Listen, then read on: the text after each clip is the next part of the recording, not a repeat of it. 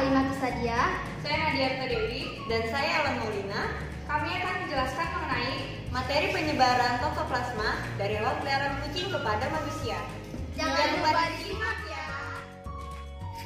Hai teman-teman, sebelum kita membahas apa itu toksoplasma, Anissa mau tanya nih, apakah di antara kalian ada yang menyukai hewan ini? Atau bahkan ada yang memeliharanya? Nah, walaupun hewan tersebut sangat digemari oleh masyarakat banyak, namun ternyata hewan tersebut dapat menularkan penyakit kepada manusia. Penyakit yang dimaksud adalah penyakit toksoplasmosis. Penyakit toksoplasmosis disebabkan oleh protozoa toksoplasma. Toksoplasma dalam bahasa Latin disebut dengan Toxoplasma gondii. Toksoplasma terdiri dari dua suku kata, yaitu toxo dan plasma. Toxo yang artinya busur dan plasma yang artinya bentuk. Jadi dapat kita katakan toksoplasma adalah bentuk seperti busur. Nah, protozoa toksoplasma ditemukan pertama kali pada tahun 1908 oleh Nicole dan Mansell. Mereka menemukan protozoa toksoplasma pada hati dan limpa hewan yang sedang mereka amati. Nah, perlu kalian ketahui, protozoa toksoplasma bukan merupakan virus ataupun bakteri, melainkan sebuah parasit. Parasit, kalian pasti sudah mengetahui ya, parasit sifatnya sangat merugikan. Karena untuk mencukupi kebutuhan makannya, ia mengambil nutrisi dari tempat yang dijadikan sebagai tempat tinggalnya. Infeksi toksoplasmosis sangat mengancam wanita, khususnya pada wanita hamil. Dan dampak buruk dari infeksi tersebut tidak hanya dirasakan pada ibu hamilnya saja, melainkan pada janin yang ada di dalam kandungan. Nah, walaupun tidak semua kucing terinfeksi toksoplasmosis, tetapi kita harus tetap berhati-hati. Untuk mengetahui lebih lanjut seperti apa penyebarannya, saksikan terus video ini. Wah, kucing! Lucu sekali ya kucing ini. Oh iya, kalian tahu tidak kalau kucing merupakan salah satu tuan rumah dari parasit Toxoplasma gondii. Di dalam usus kucing terdapat perkembangbiakan dari Toxoplasma gondii secara seksual dan menghasilkan okista.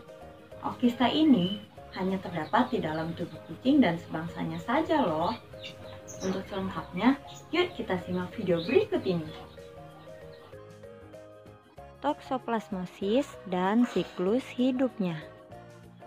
Okista dihasilkan oleh siklus enteroepitelial pada usus induk semang dan merupakan hasil perkembangan seksual antara makrogametosit dan mikrogametosit. Kedua gamet ini mengalami fertilisasi dan terbentuk zigot yang akan tumbuh menjadi okista. Kemudian masuk ke dalam lumen usus dan keluar dengan kotoran kucing.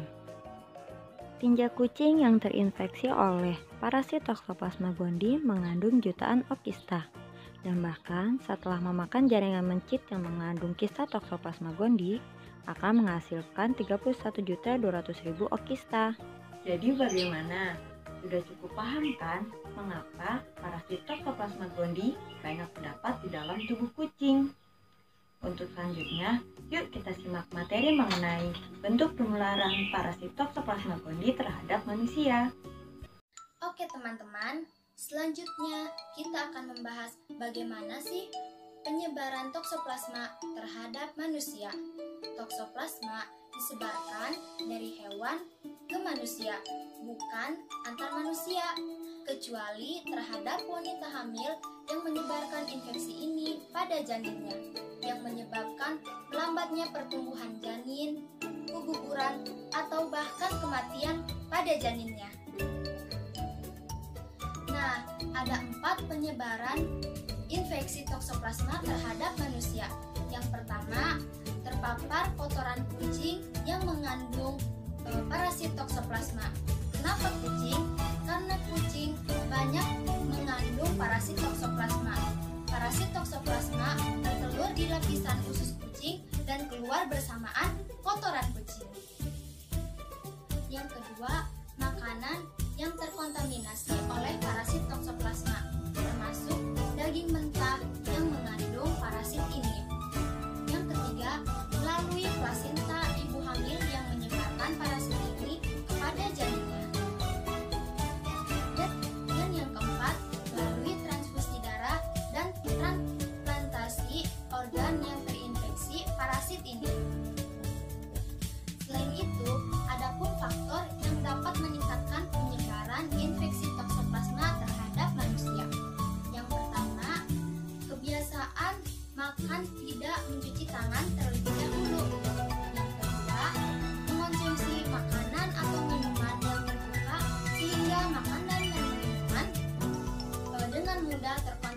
dialami oleh parasit ini.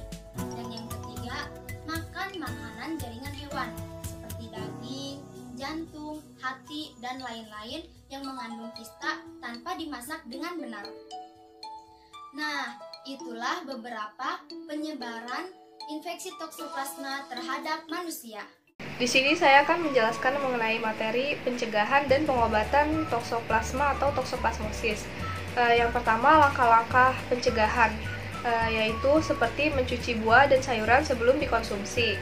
Dan juga saat ingin mengkonsumsi daging, harus dimasak dengan matang. Jangan sampai mengkonsumsinya secara mentah ataupun setengah matang.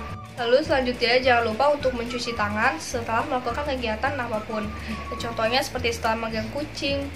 Dan bisa juga dengan meminum multivitamin agar tidak mudah terserang virus dan agar daya tahan tubuh bisa tetap terjaga. Pilihan obat yang umum termasuk pirimetamin dan dikombinasikan dengan sulfonamid untuk mengobati infeksi parasit yang serius seperti toksoplasma dari tubuh, otak, atau mata. Lalu ada clindamycin, yaitu antibiotik sebagai alternatif jika sulfonamid tidak bisa ditoleransi. Selanjutnya ada spiramycin, yaitu antibiotik yang digunakan untuk mengatasi sejumlah infeksi bakteri, serta dapat juga digunakan untuk mengobati infeksi parasit toksoplasma untuk wanita hamil dan untuk individu dengan daya tahan tubuh yang rendah.